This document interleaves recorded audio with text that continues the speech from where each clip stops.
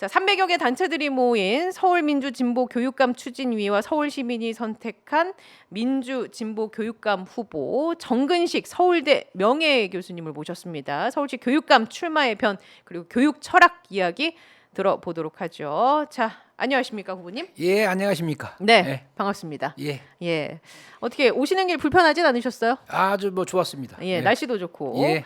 자, 2024 서울 민주진보교육감 추진위에서 단일 후보로 추대가 됐습니다. 예. 소회가 어떠십니까? 그 참 무거운 책임감을 느낍니다. 그 민주진보 시민사회를 대표하는 단체에서 저를 단일 후보로 추대해 주셨고 또 그 경선에 참여하지 않았던 우리 방현석 후보나 예. 또 우리 조기숙 그 후보나 이런 분들도 차후에 어제 그제 계속 저를 지지하면서 같이 가기로 결정을 했습니다. 예. 한 분 한 분의 그 눈빛이 너무너무 간절해요. 이번 선거는 반드시 이겨야 한다. 그래서 우리가 뜻을 합해서 반드시 이기자라고 하는 그런 결의가 너무너무 제 가슴을 누르고 있고 무거운 책임감을 느낍니다. 반드시 예. 본선 승리를 통해서 그러한 그 여망들을 간절한 소망들을 이루어내겠다 이렇게 먼저 시민 여러분께 말씀드리겠습니다. 단일 후보로 추대가 된 이유는 어떤 데에 있다고 보십니까? 아, 그거 참 어려운 셀프로. 질문인데요. 셀프로 본인이 뽑힌 이유에 대해서 저는 지금까지 한 번도 그런 생각을 해본 네. 적이 없는데 예. 많은 분들이 저에게 온화한 카리스마, 온화한 카리스마가 예, 있다. 부드러운 카리스마, 예. 그렇게 말씀을 하셔서 정말 그런가 생각을 해보니까 정말 그렇더라고요. 아, 정말 내가 나를 생각해 보니 온화한 카리스마가 있다. 저는 한 번도 그런 생각을 해본 적이 없는데 예. 주변에서 이 극적인 드라마적인 드라마틱한 그런 과정을 거쳐서 이 후보가 됐잖아요. 네. 그러면서 저도 이제 질문하고 왜 그렇게 된 것 같습니까? 물어보면 당신에게는 온화한 카리스마가 느껴진다. 그래서 아 그런가? 예. 저 스스로를 돌아보는 네. 그런 그 반성과 성찰의 계기가 되었습니다. 네. 아니 뭐 교육 현장에도 계셨었으니까 뭐 40년 내내 대학에 네. 있었죠. 예. 학생들을 주로 만나셨을 거 아니에요. 예. 학생들이 바라보는 교수님의 모습은 어땠을까도 너무 궁금하거든요.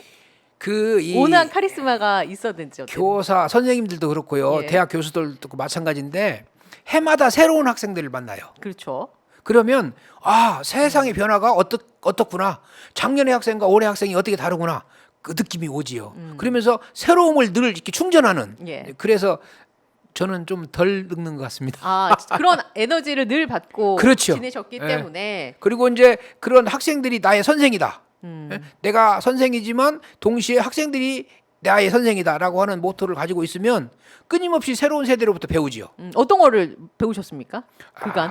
가장 큰 것은 과거에는 이제 아무래도 학생들이 선생님들에게 순종하고 그러잖아요. 지금 젊은 세대는 톡톡 틉니다. 예. 아, 내가 생각하지 못한 것들을 너무 많이 얘기를 하는구나.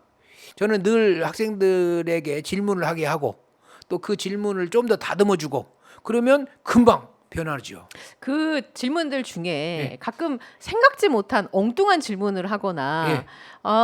이건 좀 말이 안 되는 것 같은데라는 질문을 하는 케이스도 있을 거 아니에요. 과감한 질문하기도 그렇죠. 합니다. 예. 그런 때는 어떤 반응을 보이시거나 어떤 생각이 드세요? 그러면 저 같이 가자 그러죠. 어, 그런 톡톡 튀는 아이디어는 예. 나도 미처 생각을 못했는데 한번 같이 가보자. 그러면 우리 젊은 학생들이 생각하는 거 하고 내가 생각하는 것이 이렇게 어우러지죠. 그러면 우리 학생들에게는 어떤 뭐랄까요? 그런 그 오랫동안에 어떤 쌓여진 그 전통적인 그런 지식이랄지 지혜가 가고 예. 또 우리 학생들에게는 새로운 시각으로 세상을 바라보는 그래서 저 이제 그걸 통해서 저는 이제 끊임없이 저를 리프레시한다 이렇게 말씀드릴 수 있어요. 그 후보님의 그런 교육 철학이 예. 상당히 좋은데 그런 교육 철학이 지금 일선의 교육 현장에서 예. 발휘가 된다고 생각하십니까? 지금 우리나라의 교육 현실이요? 잘 안 되지요. 그 오랫동안 지난 10년간 이른바 조희연 교육감이 이제 혁신 교육을 통해서 공교육을 정상화시키려고 했고 상당한 부분은 학생들에게 질문하게 하는 질문하는 학생을 만들려고 예. 했죠. 근데 이제 제가 보니까 초등학교에서는 상당히 정착이 됐어요.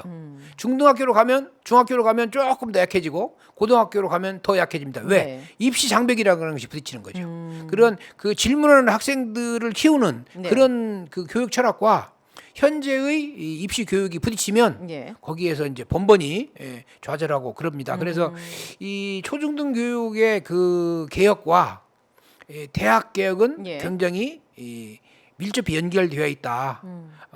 대학 교육의 문제와 초중등 교육의 문제를 서로 연결시키고 예. 우리나라 전체 교육계를 갖다가 좀 더 끌어올리는 말 그대로 우리나라 선진국이 됐지 않았어요? 우리나라 교육이 선진교육이다라고 하는 것은 아직 조금 미흡합니다. 우리나라가 선진국이 된 만큼 교육도 이제 선진교육으로 하는 나라가 된다. 특히 서울교육은 세계를 이끌어야 하는 그런 사명을 가지고 있다. 예. 그런 맥락에서 보면 전체 국민들, 서울 시민들 그리고 우리 교육 공동체 내부의 주체들 이런 분들이 한데 좀 만나서 우리 스스로를 점검하고 우리 스스로를 자신감을 갖게 하는 우리에게 자신이 있다라고 하는 것을 확인하는 그런 게 우리 앞으로의 그 교육계의 중요한 그 과제 중에 하나다. 예. 저는 그렇게 생각하고 있습니다. 지금 말씀해주신 부분에 제가 굉장히 크게 공감이 가는데요, 후보님. 사실 오마이뉴스가 예. 최근에 제작한 영화가 한 편 있습니다. 예, 예. 예, 괜찮아 괜찮아, 앨리스라는 앨리스. 예, 그렇죠. 영화. 예, 예. 들으셨군요. 이 저 영화에 알고 대해서. 있죠. 역시. 왜 알고 있냐? 네. 사실은 제 서울대학교 제자 중에 어려운 입시 경쟁을 뚫고 서울대학교 합격을 했는데 어느 날 선생님 저 그만두겠습니다. 이런 체제로는 제 삶이 행복해지지 않을 것 같아요. 정말 그러냐? 근데 몇 차례 손을 잡고 만류를 했는데 그냥 나간 학생이 있어요. 그런 학생을 보면서 야, 우리가 갖고 있는 그런 그 이 경쟁 중심의 그 교육 체제가 얼마나 인간에게 참 깊은 좌절을 가져오는가 그런 경험을 한 적이 있기 때문에 이 괜찮아 앨리스 그런 문제를 주로 다루고 있잖아요. 맞습니다. 네? 이게 좀 쉬고 맞습니다. 또 새로운 세계를 경험하고 나이가 지금 속해 있는 세계가 또 내가 가고 있는 길이 제대로 된 길인가 정말로 나의 인간성을 충분히 발휘하는 그런 길인가 그런 회의를 하고 또 성찰을 하고 그게 인간이 갖고 있는 동물과는 다른 그렇죠. 인간이 갖고 있는 중요한 그 어떤 뭐랄까요 영적 그 영감이랄까요 예. 그런 것이죠. 본인을 스스로 탐색하고 자기 주도적인 삶을 어떻게 구성해 나가느냐. 그렇죠. 그 이야기를 학생들이 시행착오를 겪으면서 자기 삶의 톤 조절을 해나가는 모습을 아주 잔잔하고 감동 깊게 다룬 다큐멘터리 영화인데요. 사실은 전통이 주는 압박, 제도가 주는 압박 여기에 맞서서 나는 누구인가를 말할 수 있는 그것은 커다란 용기가 필요합니다. 맞습니다. 용기를 누가 주느냐? 선생님이 줘야 하는 거예요. 지도자가 줘야 하는 거죠. 예. 근데 우리 교육은 그 부분에서 조금 약하다, 너무 아쉽다 그런 생각을 하고 있습니다. 그 영화가 끝난 뒤에 관객과의 대화에서 그런 말씀을 해주신 선생님이 많이 계셨는데요. 그랬습니까? 네. 그 얘기해주신 것처럼 선생님들이 그런 좋은 자극과 아이들의 숨겨져 있는 여러 가지 좋은 점들을 끄집어내 주셔야 되는데 바로 그렇죠. 네. 아이들이 요새 고등학교에 입학하면요 대부분 70% 이상이 그냥 엎드려서 잔다고 합니다. 그렇죠. 왜냐하면 이제 그런 경쟁주의에 아이들이 탈락하는 거죠. 그렇죠. 삶의 의미를 찾지 못하고 나는 그냥 낙오가 됐나 보다라고 생각하고 70%가 자기 때문에 아이들은 아이들대로 능력주의에서 이탈이 되고 선생님은 선생님들대로 직업적인 소명감이나 그 직업 의식을 찾지 못하게 되고 보람을 느낄 수가 그렇죠. 없죠. 네. 그러니까 이런 어떤 간극 말씀해주신 것처럼 초중등 학교의 개혁 그리고 뭐 고등학교 대학교의 개혁은 좀 차이가 있다라고 얘기해 주셨는데 이런 어떤 꼬여 있는 실타래를 만약에 서울시 교육감이 된다고 하면 굉장히 큰 문제라서 어떻게 풀어야 될지도 잘 모르겠는 이 문제를 어떻게 푸실 것인지 바로 그거예요. 지난 그 10년간의 공교육 정상화의 노력이라고 하는 것은 잠자는 학생들을 깨우게 하는 겁니다. 그렇죠? 다른 학생과 같이 이 얘기를 할 수 있고 예. 그렇게 함으로써 뭔가 하나의 기준을 가지고 인간을 판단하는 게 아니라 다양한 기준을 가지고 인간을 판단할 수 있게 하고 동시에 나는 다른 기준으로 보면 나도 우수한 인재야. 이 사이에서 쓸모 있는 그런 존재지라고 하는 것을 어떻게 불어 넣어줘야 하는가. 이게 우리 사회에 굉장히 중요한 교육적 과제다. 예. 그렇게 판단을 하는 거죠. 그래서 다양한 기준을 갖고 아이들을 들여다볼 수 있게끔 하는 환경을 조성하고 싶다. 그렇죠. 권위주의 시대에는 획일적인 그런 명령 체계로 학생들이 움직인다. 두 번째는 민주화 시대에는 그걸 갖다 깨 넘어서려고 그런 거죠. 예. 민주화가 어느 정도 달성되면 그 다음은 무슨 문제가 오는가? 다원적인 사회가 옵니다.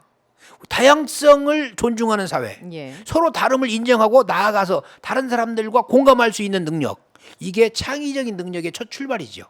그래서 다원적인 사회에서는 반드시 그런 창의적인 능력을 역량을 키우는, 그래서 모든 학생이 창의성의 수준에서 보면 수월성을 가진 창의적 수월성의 과제, 이게 교육 형평성의 문제와 문제 못지않게 굉장히 중요한 과제가 된다. 교육 형평성의 문제와 창의적 수혈성의 문제를 어떻게 결합시키는가, 이게 사실은 앞으로 네. 우리 교육이 가야 할 핵심적인 과제, 이것을 어떻게 풀어내야 하는가, 예. 이런 고민을 해야 하는 것이죠.